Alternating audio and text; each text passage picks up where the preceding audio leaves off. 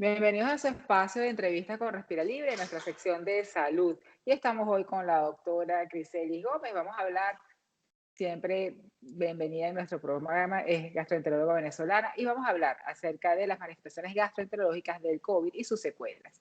Criselis, bienvenida. Bueno, muchísimas gracias, doctora. Siempre un gustazo estar acompañándola, conversando con usted y bueno, con toda la audiencia de Respira Libre. Qué bueno. Mira, la gente dice, bueno, no es que me dio, solamente me cayó mal la comida 2, 3 días, tuve una pequeña diarrea. No, no, eso no es COVID, pero realmente puede ser COVID.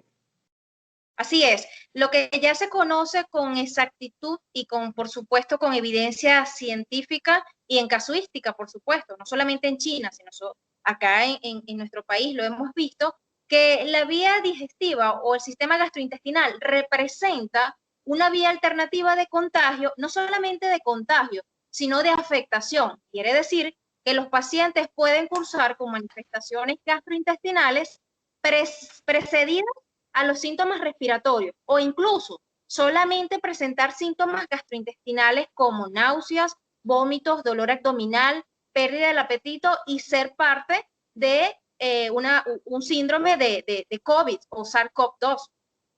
Claro, y entonces y la gente pues sigue, en ese caso, contagia porque ni siquiera se entera que tuvo COVID o no Sí, piensa que tiene que hacerse la prueba.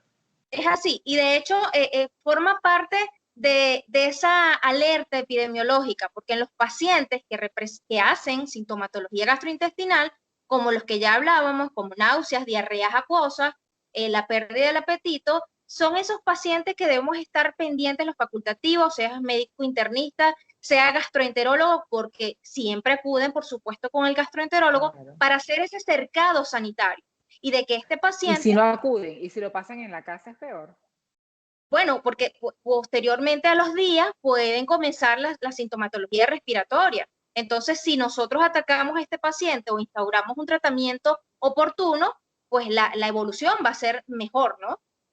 Claro, definitivamente es así. Para toda esta audiencia que, bueno, que está en su casa, que no son médicos, ¿qué tienen que estar atentos? ¿Qué es lo que vean diferente? Cuéntanos, Giselle. Sí, definitivamente los antecedentes epidemiológicos en el SARS-CoV-2 son muy importantes. Es decir, en un paciente que ha tenido contacto con personas, con familiares, porque los familiares, lamentablemente, para el paciente no son eh, población en riesgo. Entonces, no, todo el mundo es Exacto. población en riesgo. Así hayamos estado en contacto con familiares, es importante que nosotros tengamos en cuenta esa posibilidad, ¿no? Si estamos Claro. expuestos con cualquier tipo de persona, somos candidatos o propensos a tener COVID. Entonces, por otro lado, pues las diarreas o evacuaciones líquidas en múltiples oportunidades pudieran estar o no acompañadas de dolor abdominal, náuseas, el malestar general característico. Siempre es importante consultar con un médico y que por supuesto hagamos ese cercado, como lo decía, para estar pendiente y hacer los tipos de pruebas, sea los exámenes de heces, por supuesto, inicialmente, o sea, de una vez realizar las PCR o las pruebas pertinentes del COVID. Claro, y el aislamiento del paciente El también, por supuesto. aislamiento súper importante. Y claro, no toda la diarrea va a ser COVID, pero por eso es importante consultar con un facultativo y que nosotros estamos en la capacidad de discernir si realmente puede ser una infección gastrointestinal o puede tratarse de un paciente sospechoso para desarrollar síntomas quizás respiratorios por el COVID, ¿no? Definitivamente es así. ¿Qué es lo que debería tomar en cuenta si usted, la persona, tuvo una también, o no tuvo ninguna transgresión dietética, sencillamente ha tenido un cambio en su hábito intestinal? Por supuesto, no todo va a ser COVID, pero tampoco lo va a asumir como que no, bueno, eso fue algo que me cayó mal, voy a tomarme tal antibiótico, voy a hacer tal cosa, se automedica y pasa el COVID. ¿Qué debería hacerse? Por supuesto, la prueba de COVID, pero debería hacerse un cultivo. ¿Qué otra prueba debería hacerse? Sí, importante cuando el paciente no mejora ante cualquier patología viral, es decir, sea una diarrea viral pero no de etiología de COVID, si el paciente ve que hay un aumento en la frecuencia evacuatoria y no hay una mejoría con el tratamiento sintomático en casa, es importante, o se anexan otros síntomas importantes, inmediatamente consultar. Porque aquí el médico, pues, o nosotros podemos indicar, sea un examen de heces y confirmar o descartar, mejor dicho, de que no sea un agente parasitológico, por ejemplo, o una hematología completa, que el paciente haga una leucocitosis y que nos dé señales o signos de que pueda ser una infección bacteriana, por ejemplo, o parasitológica, o realmente estar en ese foco sospechoso de netamente viral y que de igual forma nosotros tomamos todas las medidas como si fuera sospechoso para COVID, ¿ok? Claro, y hay que aislarlo. ¿Y alguna dieta particular que se Sí. recomiende? Bueno, los pacientes para COVID en general siempre se hacen recomendaciones que van orientadas a una dieta balanceada, ¿no? Más allá de esa dieta balanceada de que siempre estamos hablando, una disminución en lo que son las harinas refinadas y los azúcares refinados. Esto es importantísimo. El paciente tiene que tener todas las vitaminas y todos los nutrientes provenientes de la dieta. De hecho, es recomendable, más allá de estos multivitamínicos que también se ha visto un abuso exagerado en cuanto a los multivitamínicos, todos los aportes que nosotros necesitamos nos va a suministrar una dieta balanceada. Precisamente por esto es importante entonces que si el paciente tiene diarrea o en este caso una dieta libre de grasa, entonces hablamos de una dieta restringente en donde nada de grasa, nada de lácteos y por supuesto todos los alimentos que normalmente pueden causarnos mayor llenura, mayor distensión o que pueden ocasionar síntomas molestosos. Entonces eso es lo que no queremos, complicar todo este cuadro, ¿no? Claro, claro, definitivamente es así. Y en el caso de que tengamos una infección por COVID con estas manifestaciones gastrointestinales de pacientes particulares, pacientes diabéticos, pacientes posteriores a cirugía bariátrica, vamos a hablar de eso en este próximo espacio, ¿te parece? Sí, perfecto. Bueno, y retomando ahora con la doctora Criselis Gómez en nuestro espacio de salud, estamos hablando acerca de las manifestaciones gastroenterológicas del COVID y pues qué pasan, pueden pasar como que no se sospeche que sea COVID y además, bueno, las personas tienden a abusar con el contacto y bueno, contaminan al resto de las personas. La doctora nos estaba recomendando pues la dieta, una dieta balanceada, completa, que se ha abusado. Yo creo que se está indicando mucha más vitamina de lo que debería ser en una persona normal, que lo puedes recibir de los nutrientes, ¿no? Pero Así. en estas personas particulares, por ejemplo, posteriores a cirugía bariátrica, ¿qué recomendación sería? Los diabéticos. Vamos a hablar un poquito de estos casos. Post cirugía Sí, claro. bariátrica, ¿qué le podemos recomendar? Bueno, en este caso, los pacientes, por supuesto, hay que tomar en cuenta qué tipo de cirugía o qué tipo de antecedente tiene el paciente. En el caso de los pacientes bariátricos, tenemos manga gástrica, tenemos pacientes con bypass. Entonces, en los pacientes con bypass, precisamente por ese corte o que se hace de intestino delgado, pueden tener un mayor déficit que paciente, por ejemplo, con manga gástrica. Entonces, a este tipo de pacientes sí se le hace un soporte vitamínico, ¿no? En relación también a sus antecedentes, hemoglobina, esos pacientes que tienen que consumir, por ejemplo, complejo B, biotina, pacientes que se le suministran también zinc. Entonces, todas esas deficiencias que hemos visto en cuanto a la mala absorción intestinal que ocurre en ellos, hay que hacer un suplemento bien, por supuesto, indicado, ¿no? En este caso.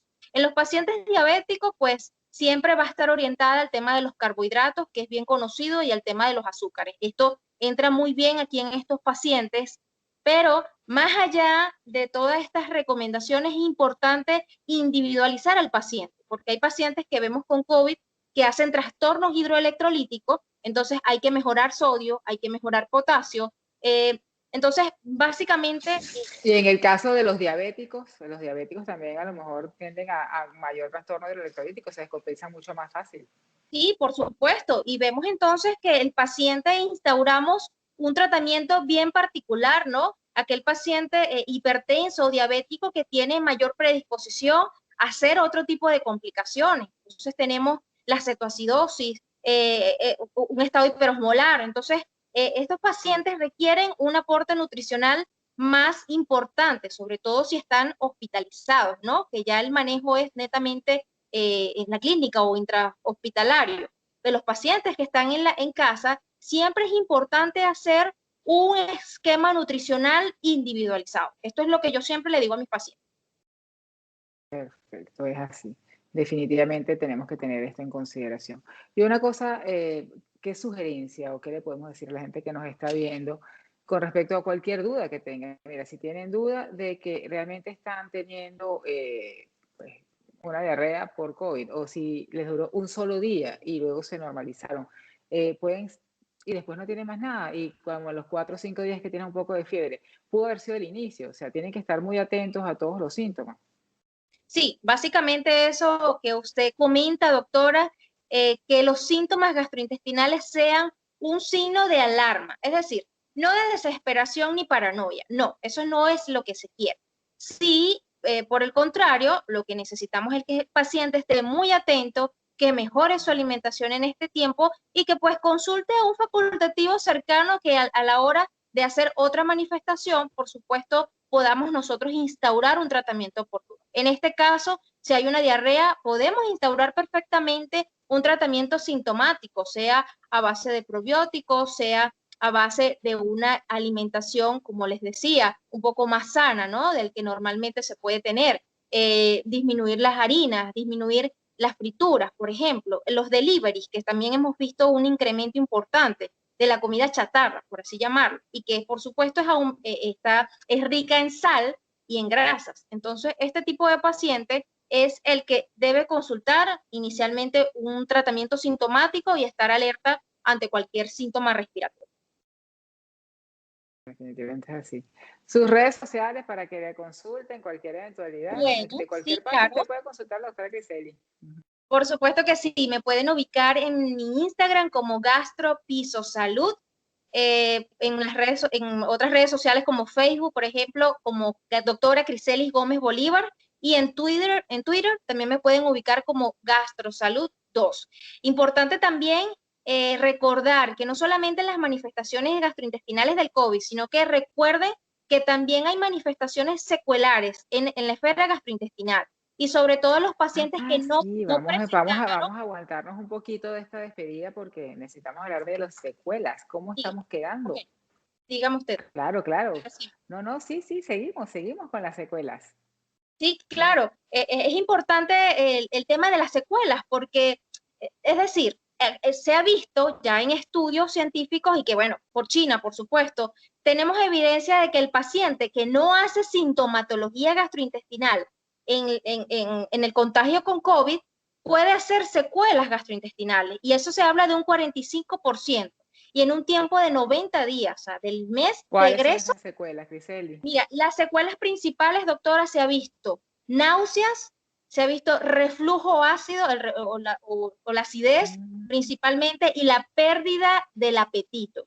Estas son las principales secuelas que hemos visto, sí, en mayor porcentaje, pero también se presentan otras como la distensión abdominal, el dolor abdominal funcional, por así llamarlo, porque no hay un hallazgo patológico importante, sino que el paciente sigue con el dolor abdominal y alteración de la microbiota como la disbiosis intestinal. Eso en particular lo he visto muchísimo en mi consulta, así como la elevación de las transaminasas. Esto es otra cosa importante para decirle a todas esas personas que nos ven, porque hemos visto como la utilización de los anticoagulantes y de los AINES, sí. de los Y el analgésicos. acetaminofén.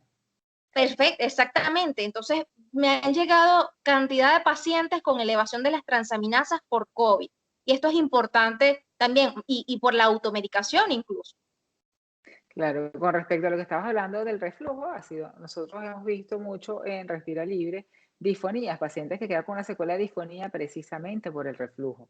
Entonces, creo que es una de las que más se presenta porque no tiene nada que ver la esfera respiratoria en esa disfonía que tiene el paciente, sino el reflujo.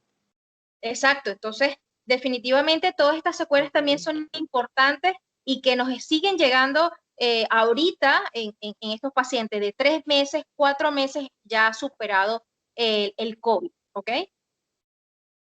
¿Y has visto alguna con respecto a los efectos secundarios de la vacuna, que puede haber algún efecto tipo COVID? ¿Has tenido alguna revisión acerca de efectos gastrointestinales posterior a la vacunación?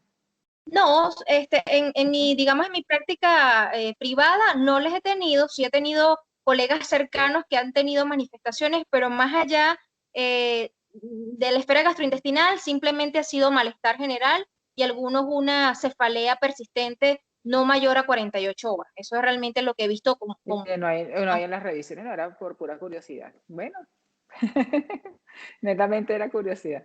Muchísimas gracias, Griseli, de verdad, encantada. Y todas las personas que le están viendo, que estamos, bueno, en todas las plataformas que nosotros salimos, pues la doctora Griseli puede hacer una telemedicina, una teleconsulta, puede ayudarlos, puede orientarlos. Siempre claro que acuérdense que sí. hay que buscar al especialista. Griseli, repite tus redes sociales. Sí, bueno, muchísimas gracias nuevamente por la invitación. En Instagram como Gastropiso Salud y en Facebook como doctora Criselis Gómez Bolívar. Muchísimas gracias, siempre dispuesta para toda la audiencia de Respira Libre. No, muchísimas gracias a ti, un beso grande y hasta la próxima.